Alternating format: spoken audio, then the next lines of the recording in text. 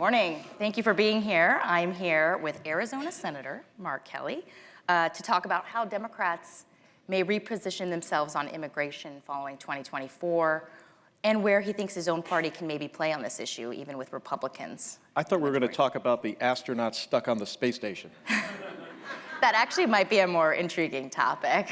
Everywhere except in this town where politics is everything, of course. But before we get into Democrats, we got to start with Trump. President Trump, given all the recent headlines on immigration.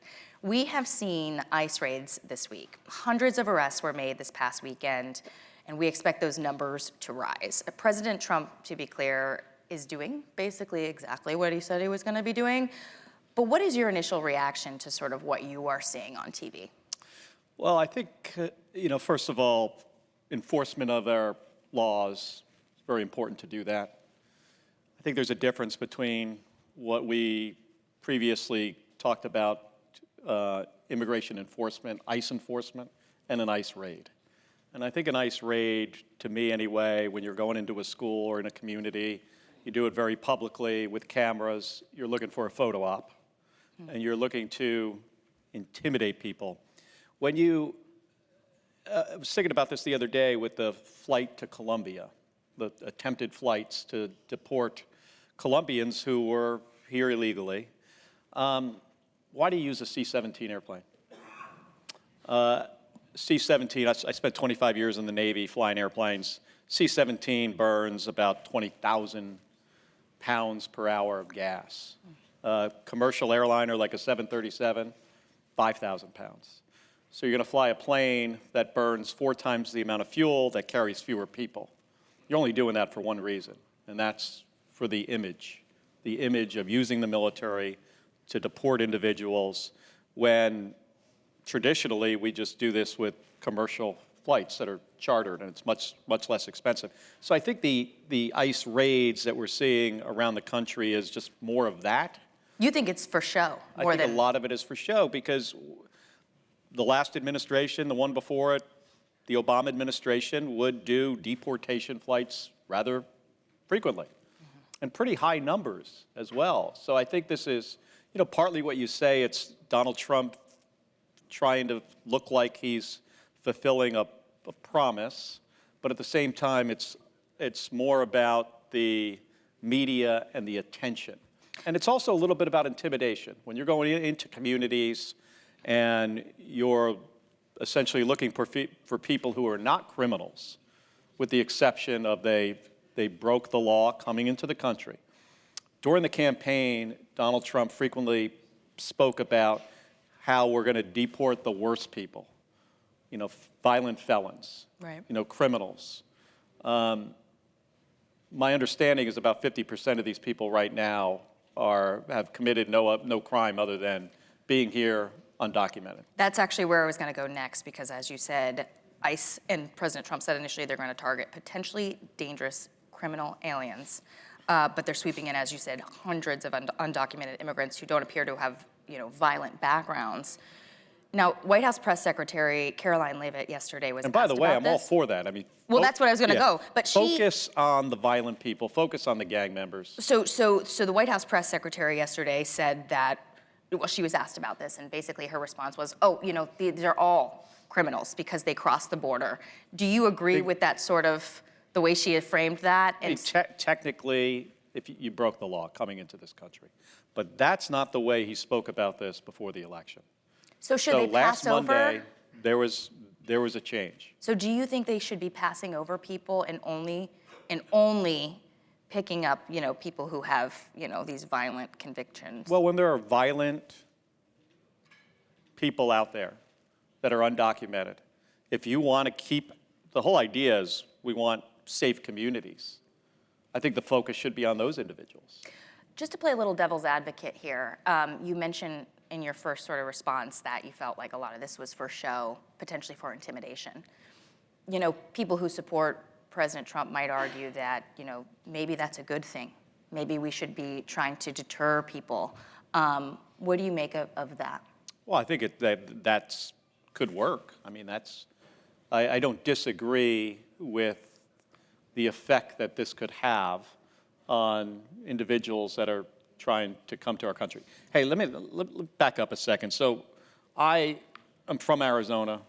I represent Arizona. We're a border state. Right. Public safety, border security, very important to me. You know, we work very hard in the Senate to try to get agreements with, across the aisle, Democrats and Republicans, you know, working together in a way that'll help secure our borders, but also have some reform to our immigration system that'll help support our economy. You know, we want to protect dreamers and farm workers. And there's a lot of this stuff that we agree upon and that we can do together. Mm-hmm.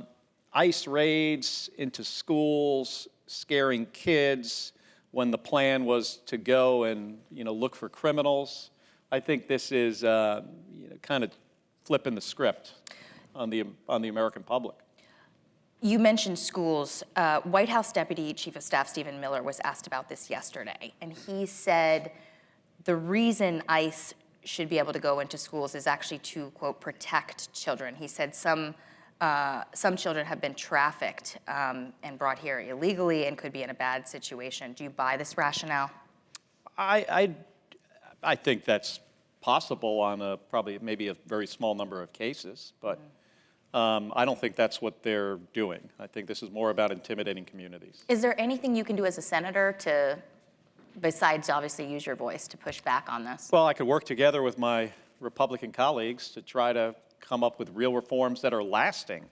One of the problems with not doing this through legislation and doing things through executive orders, as the president just did, he signed a bunch of them the day he was sworn in, is that stuff doesn't tend to last. Same is true when you pass legislation just along party lines in the Senate. It's likely that when the Senate flips and you get somebody new in the White House, that some of that stuff gets undone. Right. But when you work together across the aisle and you get support from both parties, that's the kind of legislation that stays in effect for long periods of time. So I want to get to how you can work with Republicans going forward, but before we do that, I actually want to look backwards a little bit, because, you know, as much criticism, you know, as you might have for Trump on this issue, the American public, by and large, has showed that they had more criticism for your own party on this issue in particular. Poll after poll, we've seen voters trust Donald Trump and Republicans more than Democrats on immigration.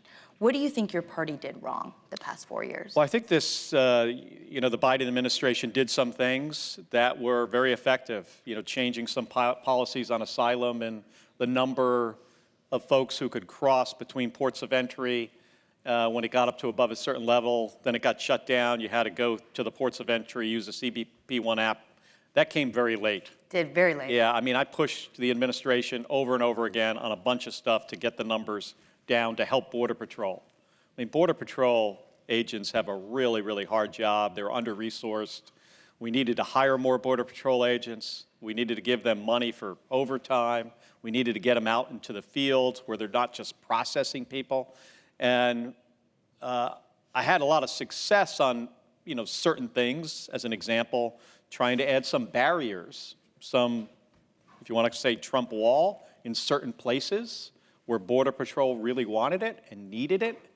My attitude has always been to listen to the Border Patrol agents, listen to Customs and Border Protection about what do they need. It was hard to get the administration to do those things until the very end. At the end of the administration, they implemented a bunch of stuff through executive action. You saw the number of undocumented folks crossing the border went down dramatically. The numbers were actually lower at the end of the Biden administration than they were at the end of the first Trump administration. Mm-hmm. So we know what works, and you can do this in a way where you, in accordance with our ethics and principles as a country and our values, and not vilify immigrants and not separate parents from their children. We never want to do that. That's a disaster. I mean, kids do not get over that. So we can do these things, but I would say I think it just took too long. So you felt that Biden did not listen to the border officers and border officials. You had to intervene. Well, I think the action that he took was just, it could have been done at the beginning of the administration. Right. And this It wouldn't have solved the problem, because to solve the problem, You need Congress. we need legislation, and it needs to be bipartisan legislation. Which leads me to my next question. So Biden basically left it to Congress for a long time to try to pass this bipartisan border deal, which we all know President Trump, then candidate Trump, tanked. Or former President Trump tanked. Former and future President Trump. There you Okay, go. got it. But do you think that President Biden, obviously you just said he should have done more, should he have acted unilaterally to, for instance, reinstate Title 42, close the border? I mean, should he have been, like Republicans were pushing Biden? Well, I mean, Title 42 was a public health, tool, right? And then when COVID numbers got down, it's like, well, why do we still have this thing? Now, you could do some stuff that could also help in reducing the number of folks that are coming across the border without documentation, asking for asylum, and that was done by putting in these, these limits on numbers. If the numbers got above a certain amount, well, we're going to shut down the ability to come across the border between ports of entry and seek asylum until they went down to a much lower number. How else could Democrats sort of reposition themselves on immigration to show the country that, they found religion on this, Well, I think it's different for different people.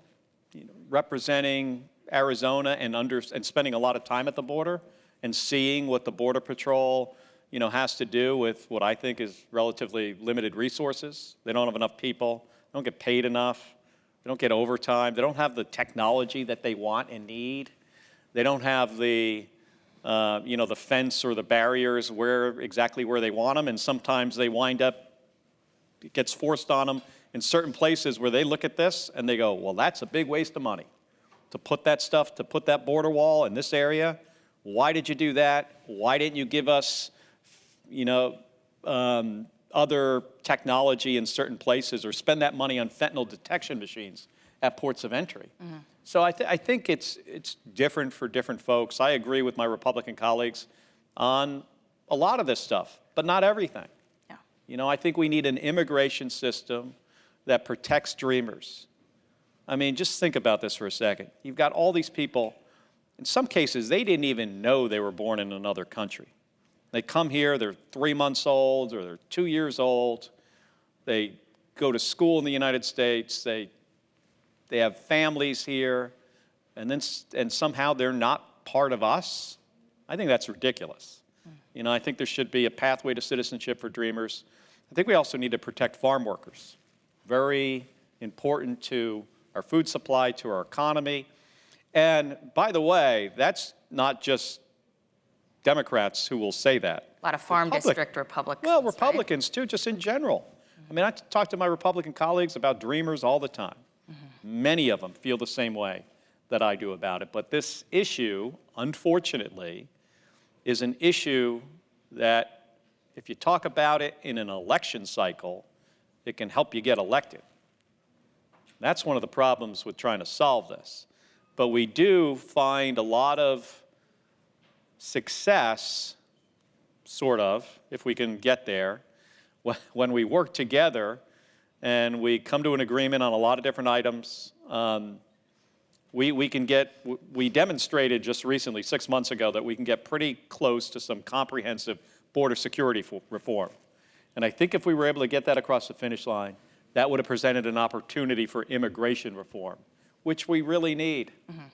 I'm going to come back to this idea of bipartisan border and immigration reform, but first, when we talk about Democrats repositioning themselves on immigration, you were recently one of 12, I believe, Senate Democrats. 13. Pardon? 13. But okay. Doesn't matter. You were one of 13 Senate Democrats who voted for the Lake and Riley Act. Oh, no. That was 12. Oh, okay. You're right. He's just confusing me. Voted for the Lake and Riley Act, mandating detention of undocumented individuals basically accused of a crime.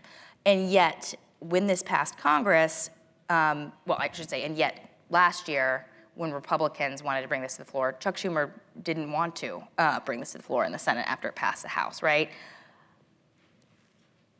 First of all, do you think that was a mistake? Should you guys have voted on it last year? I don't know. It was, I actually don't even remember what time of year that was, but it might have been when we were working on the bipartisan border security bill and trying to get that across the finish line, or maybe it was before that.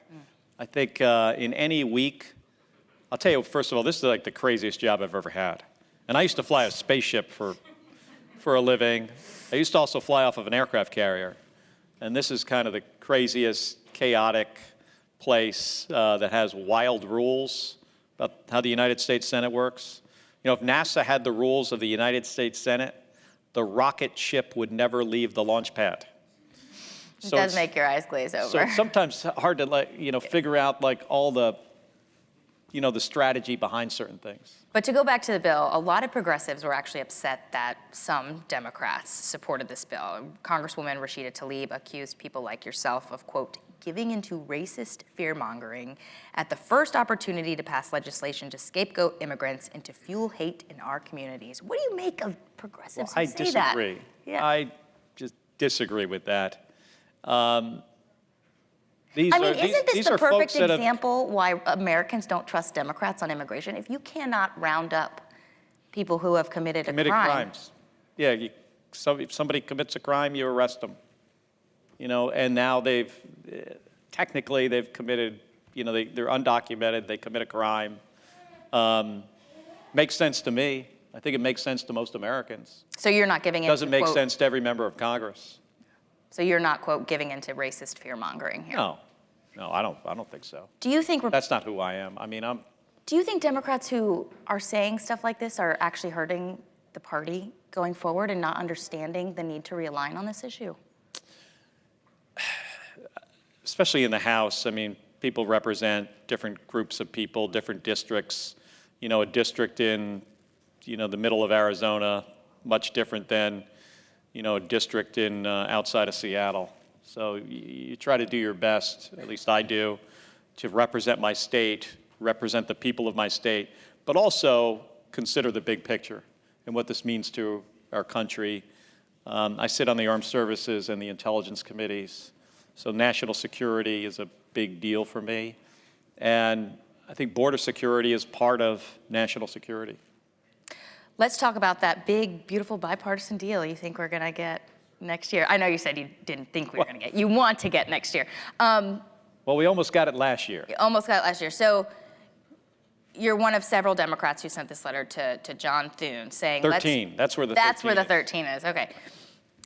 Telling him, consider a bipartisan immigration bill rather than sort of jamming a partisan bill through Congress using reconciliation. And obviously the logic behind this is, number one, you would want a bipartisan bill, first of all. But number two, reconciliation has limits on what policy changes you can make because it's a fast-tracking process. It has to have certain budgetary effects, big budgetary effects. And if they can't prove that, it gets cut out of reconciliation. Yeah, think of reconciliation as it has to have to do with spending or taxes or the debt ceiling. Right.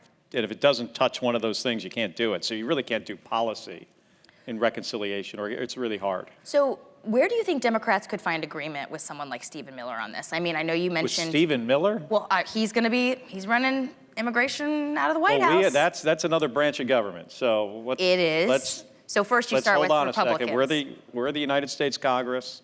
In the Senate, there is strong. We can find bipartisan agreement on this issue. We did it 6 months ago. We got within a day, or maybe 2 days, from passing that legislation. Now, the Republicans do have the option of going it alone on this. Right. But when you go it alone, you can't do everything you might want to do, so it would benefit them as well to work with us, because they could get some things in there that they can't do through the reconciliation process. It also tends to last longer, and the next administration isn't going to undo it because this is bipartisan legislation. If you had your ideal bipartisan bill right now, what would it look like right now? Pathway to citizenship for dreamers, ag workers. Yes. What does it look like? Well, those things would be high on my list. I try to live in the real world. I'm not So we didn't have that in the agreement we did last year. Trump has talked about Dreamers, He has though. talked about, he has said it, and maybe he would be open to that. But first, we got to get something through Congress. So not only do we have to get it, passed in the Senate, we then have to have the House pass it. Right. Good luck with that. But things change. They're always. I mean, if the president. I'm an engineer. You know what, like the second law of thermodynamics is? Oh, I don't know any of that. Yeah. Woo. Basically, like unfortunately, things get more chaotic, but doesn't have to be that way. But there's like constant change. Well, the thing is, if you get President Trump and Stephen Miller, for instance, to lean into this, you are more likely to get it through the House. That is true. What have you heard back from Leader Thune, or are there any Senate Republicans who have talked to you? He said a couple things publicly. I talked to my Republican colleagues about this. Obviously, they're over in the House. They're trying to figure out what this budget reconciliation is going to be. It's rather chaotic over there. Normally, when you're talking about this, what this legislation is going to look like, what they can get in, what they have to try to get in, his tax proposals extending, the big giant tax cut to millionaires and billionaires is something they really want in there that's really expensive. So there's a lot of, I think it's fair to say there's a lot of chaos in the House right now about what reconciliation is going to look like. Right. And then this would be something that they would try to work on through budget reconciliation. And it's when you're in the majority, it's your option to do this. You can go it alone, but I will continue to encourage my Republican colleagues that we can do something that's better, more long-lasting, if we work together on it. Is there any plan to put together a plan B, privately, quietly, in case this fails? I am talking to some of my Republican colleagues about that. Okay.